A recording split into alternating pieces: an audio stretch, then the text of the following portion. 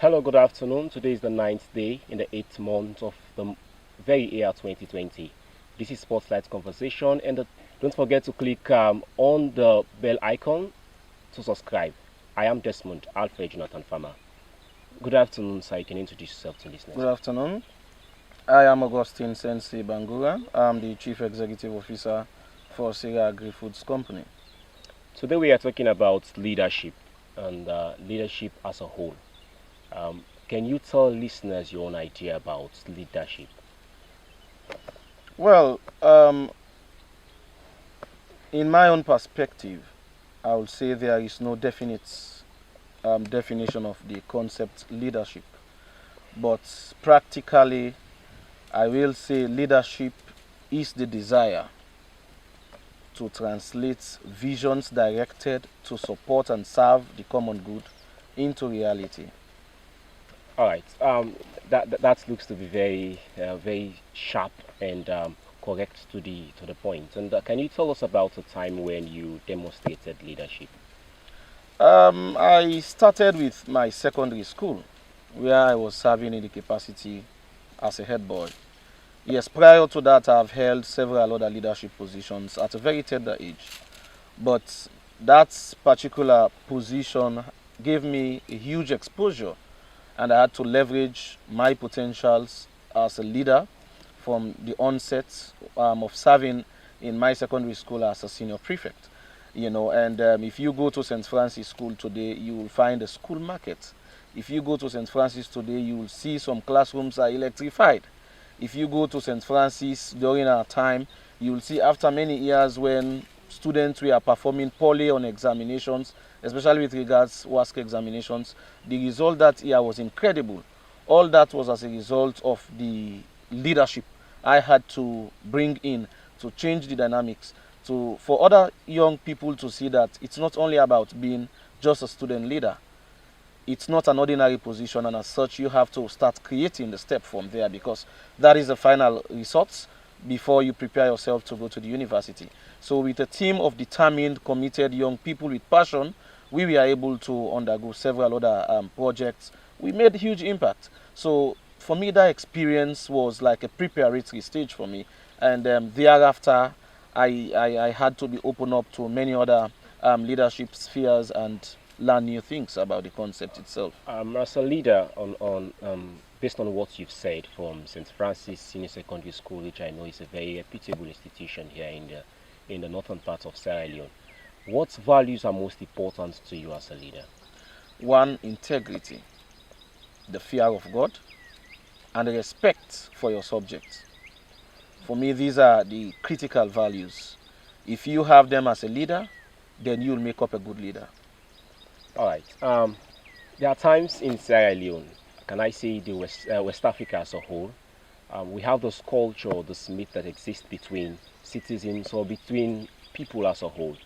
The culture of criticism, devour of what you've done, devour of what you've been doing in order at least to impact society. There must be critics who will be asking a lot of questions, will be criticizing. How do you mostly respond to criticism as a leader?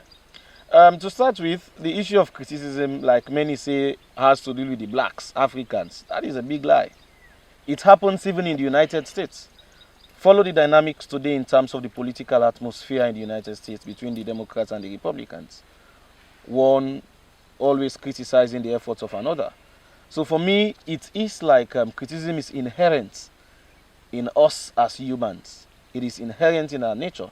And what I make of it is you have to first of all understand that this is part of life. It is part of life, especially if you are positioned as a leader in a particular setting. You just have to expect that there are people who criticize you.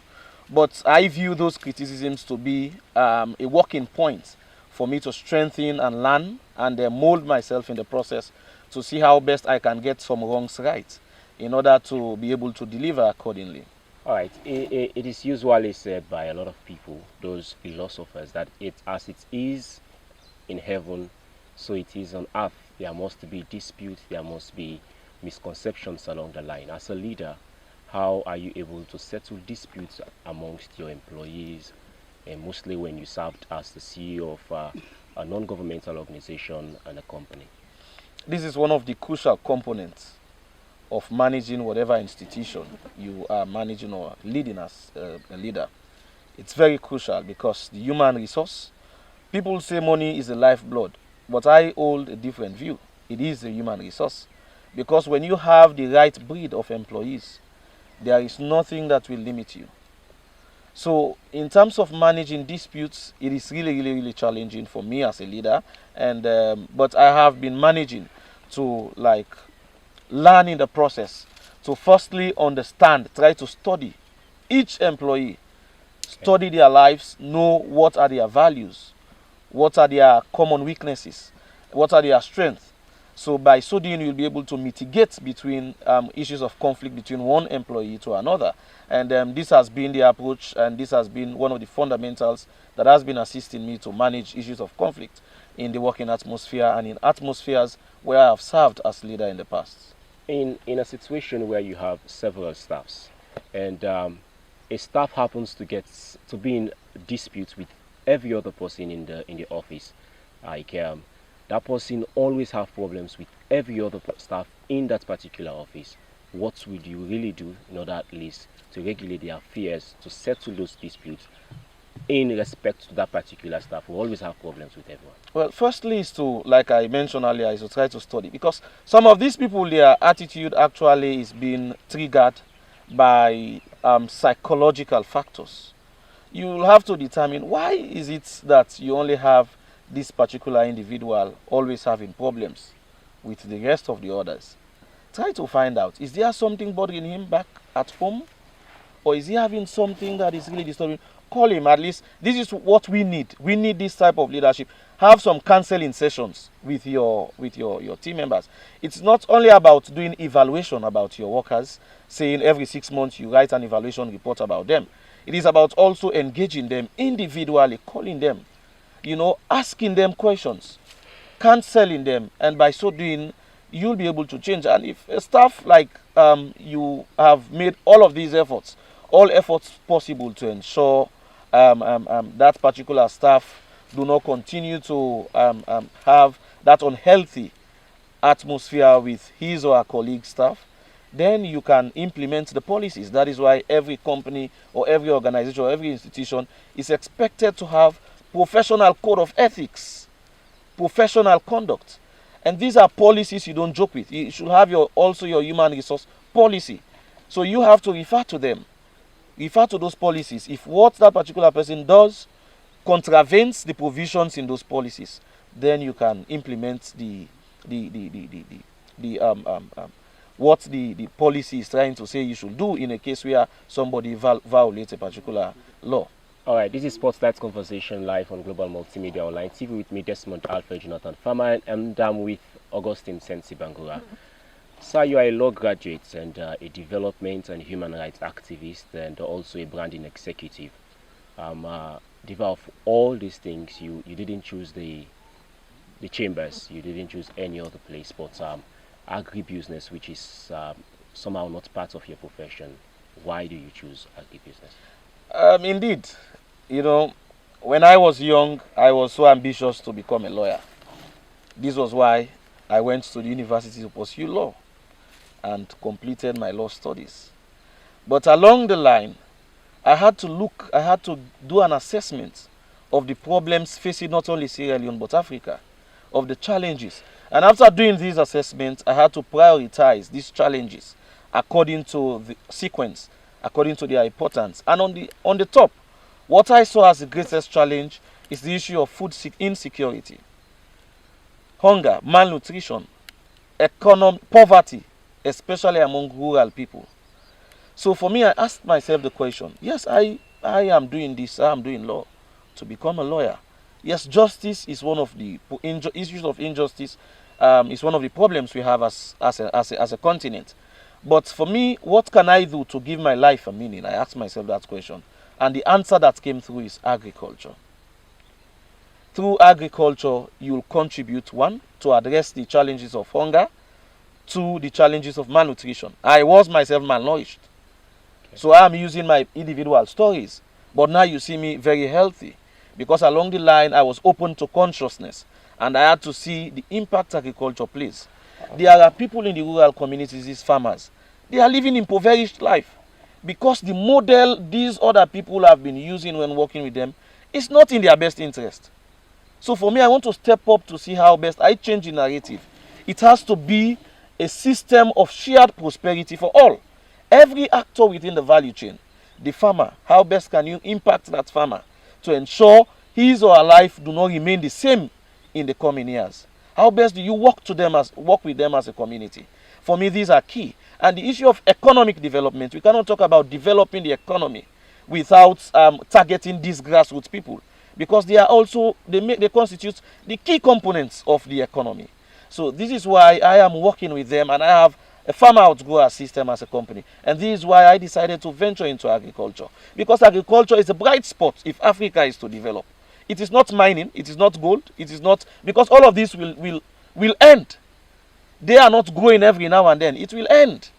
And in fact, it will destroy the environment, causing damage, causing risk to the lives of our people. The bright spot we have is agriculture, because 70% of our land in Africa is arable for agriculture. But I can see but that, yet we are not utilizing it. Your passion, or the reason to venturing into agribusiness is to provide food security, and also provide something for malnourished children. What does Sierra Agri-Foods process, or what does Sierra Agri-Foods cultivate? What is your market structure?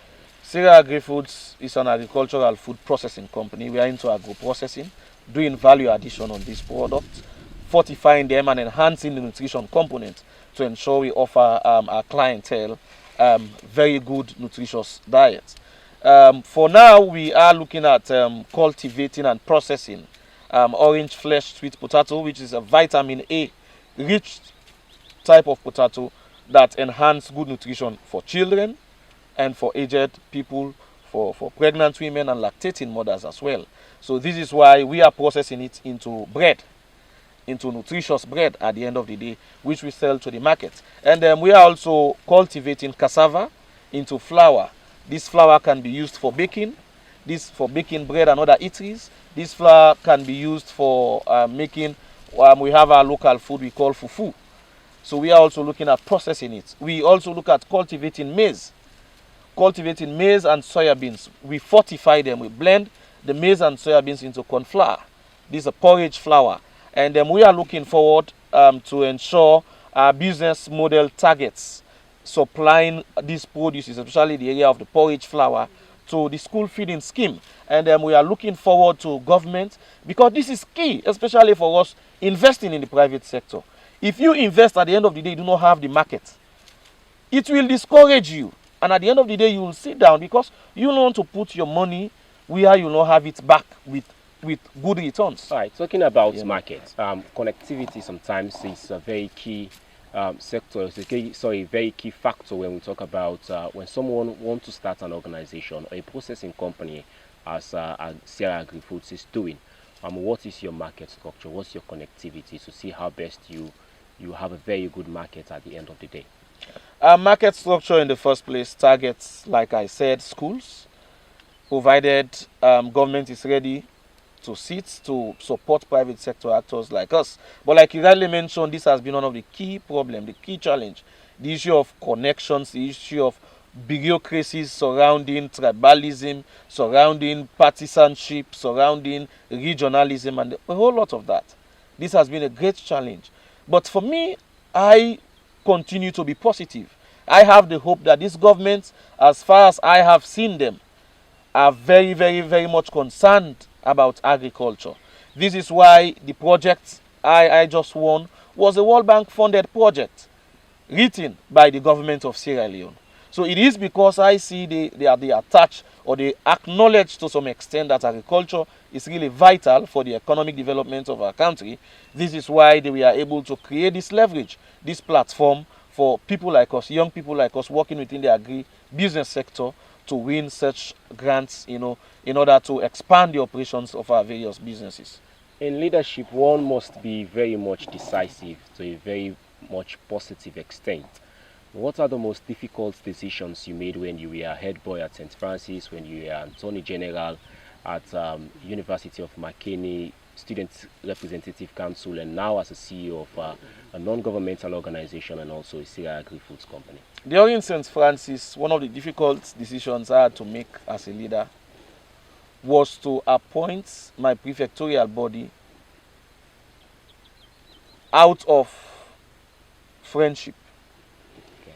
Because there were a lot of friends who were like supporting me because they saw the need that yes, he was going to be successful. He was going to emerge as winner. So they were giving me all of their support, following me. And when it was time to do my appointments, not up to 40% of them were appointed. Because I had to look based on merit, based on those who can deliver. So it was difficult at that time.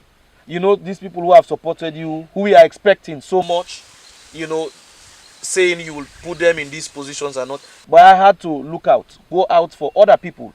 After investigations and research and watching their academic credentials, I had to appoint different other people. They constitute about 70% of my prefectorial body. And if we can replicate these type of approaches and models, it will really help us as a continent, not only as a country.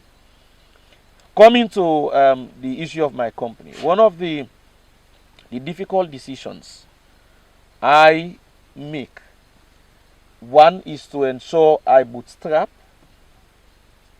finances to sustain the welfare of those who are serving the company for us to reach a greater height. It's really difficult, you know, to continue to take out from your own personal finances without having like this support, donor funds, in all of that. So it is really difficult. And as it is, some people will come and they will go because their expectation is very high. They will never come to say, well, let's serve as young people. But yet they will be going out there saying there is no job opportunities.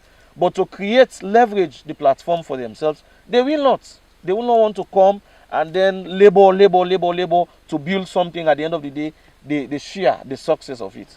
They want to come today, they see success, they see prosperity. So for me, those are one of the greatest decisions I have made to like let them go. Because if they do not want to learn, then let them go. Okay, tell us about your time as Attorney General at Unimac. This was an amazing encounter. My experience as an Attorney General and Minister of Justice at the University of McKinney was an interesting one. You know, just like before, it is part of me and my leadership. I had to step out of the circle within my mandate to ensure I work with the then SRC chairperson and the vice chairperson to pioneer some projects. Some were successful, and one of which has to deal with the construction of public seats for the students. That was a huge funds of about 20 million loans. So by then, the former president, Ernest Bangura, was in governance as president. So I had to lead the delegation. I had to do all of my necessary communications, leveraging my network with these people to lead a delegation to the State House. And we went to the vice president. In fact, by then, President Nkrumah did not issue a single dime for the implementation of any project. We had the intervention of Victor Fo by then, who supported us with 20 million loans. So when we came with that money, in fact, I was in possession of it. I handed it over to the Director of Finance, myself, Pop Sheikh, who was the SRC chairperson by then, and Memunatu, who was by then the SRC vice chairperson. So we handed it over, just like it happened with St. Francis.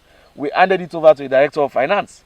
So it was in possession of the finance office at the University of McKinney, and they were disbursing, administering the administration of funds. You know, but like it always used to be, people were going around, you know, calling me all type of names, saying, Namina the Sense Board. Yes, they have given us a huge sum of money, we've embezzled this money, we've eaten them, you know, without knowing the facts. But you just have to accept these things. It's part of human nature to be criticized, even when you mean good to do for people. But what the challenge was, when we went to President Nkrumah, there was a token given to us as transportation. He clearly mentioned this is a transport for you guys. So we had to come back. We shared it equally among ourselves. We were 5 in number in the delegation. So when we come, I think some of those who are part of the delegation, we are so excited that they had to share the good news, the experience with their colleagues. Okay. Oh, so this burst out a whole lot of challenge, but we were able to manage it with the intervention of the administration. All right, finally, let's talk on political leadership. Political leadership, because of the bad eggs that exist now, has been seen by most citizens to be a route not to take. What do you think has led to that particular thoughts on the minds of most citizens? One is because of the unhealthy prevalence in the political atmosphere. We live in a country where the people are not divided, but those who are always portraying it like the people are divided are the very politicians. We are never divided as a country. We are never tribalistic as a country, realistically. We are never regionalistic as a country, realistically. Because in Sierra Leone, look at the issue of Rwanda. Look at what history has to tell. In Sierra Leone, you'll have a Mende living in the north, in the Timni man's land, marrying a Timni woman, having a family together, peacefully.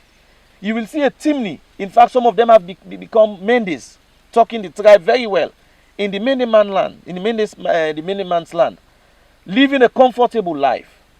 But already politicians are the ones showing it out, doing propaganda that Sierra Leone is divided. They are the ones dividing the country. Because if you are made a leader and you are from the north, your responsibility is not only to the people of the north. Your responsibility is to all Sierra Leoneans. If you are from the south and you are made a president, your responsibility is not only to the south, but to all Sierra Leoneans, vice versa for all other regions. So this is why a lot of people now are not seeing it as something that is healthy, as something where they can come, they further contribute, because those who are already at the helm of affairs are not serving as good role models to the entire populace. So what is expected of leaders, political leaders, to unify the nation and to ensure that there is development in every sector so that there will be a national... One has to do with equality. Another has to do with justice. Another has to do with respect for the citizens. Because if you even look at the Constitution in section 5, it tells you clearly that sovereignty belongs to the people, from whom the government, through this Constitution, derives its power and authority. So those who are the sovereign are the people, the electorate. We electing them, and they have to attach that respect to us. So if they respect us, they will listen to our concerns. If they respect us, they will listen to the cry of that person in that remote village that is not having good water to drink. If they respect the citizens, they will listen to the challenges faced by those children going to school. If they respect the populace, they will employ people by qualification, by their potentials, by merits, and not on tribal lines, not on regional lines, not by what is your surname. I am a Bangura. Oh, you are not part of us. What is your tribe? I am a Limberman. Oh, you are not part of us. This should not be the case. All right. You seem to be very much optimistic that Sierra Leone has the prospect of being a very developed nation. Let's say today you are made the Attorney General Minister of Justice of Sierra Leone. What would you do in your own power to ensure that there is justice, to ensure that there is justice against sexual-based violence and also rape and sexual penetration? If made the Attorney General Minister of Justice, the first thing I will do to start dispensing justice is to ensure the Attorney General's Office and Minister of Justice is divided into two. These are not the same portfolios. They are two different things. There are two different things. Maybe this has been affecting past Attorney Generals and Minister of Justice because the workload is so much on them that they cannot deliver as expected. I will have to divide it. There should be an office of the Attorney General adjudicating and representing the government on issues, on legal issues. There should be the office of the Minister of Justice working on issues like this, trying to see that justice is provided to victims of rape, victims of domestic violence, victims of sexual based violence. So this will be my approach, number one. And number two is to ensure we work on the systems. One, the judiciary, the justice system of Sierra Leone, do not have the right infrastructure. Our infrastructures are just there as fancy. They are just there theoretically, but practically they are not working. Secondly, the personnel. The justice system do not have much personnel. And this is why you see when you have a case in the court, you will be going there for 2-3 months, spending money here and there for justice to be served to you. Imagine you have a situation where somebody just come and take your land and then build a structure and you sue that person to court. You will be spending more than the amount you spent even to have that land. Right. I think So we really have to work on the systems. We need more personnel. We need more personnel. And we have to set the right infrastructures that can work within our justice system. I think I have to set another platform for us to talk on the justice as a whole. But finally, let's finalize with this. It was said by Malimu Julius Kambara Ginirere that leadership is a relay race. You have to run your leg well and over the baton to another person. What are you doing finally as a leader to see that when you are gone, there are very good leaders to take up from you? As a leader at this young age, I have decided to be an agro leader.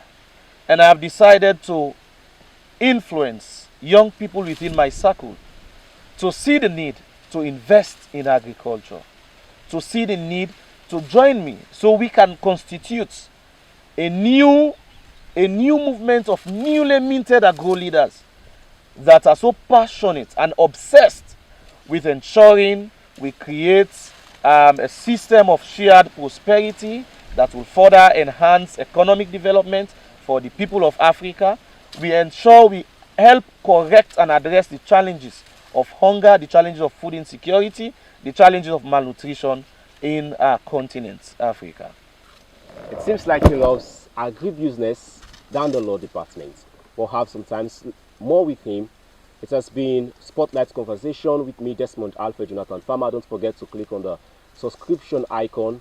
This is Spotlight Conversation. You're watching Global Multimedia Online TV. I was with Mr. Augustine Sensie Bangura. Till in another edition, goodbye, tata, au revoir.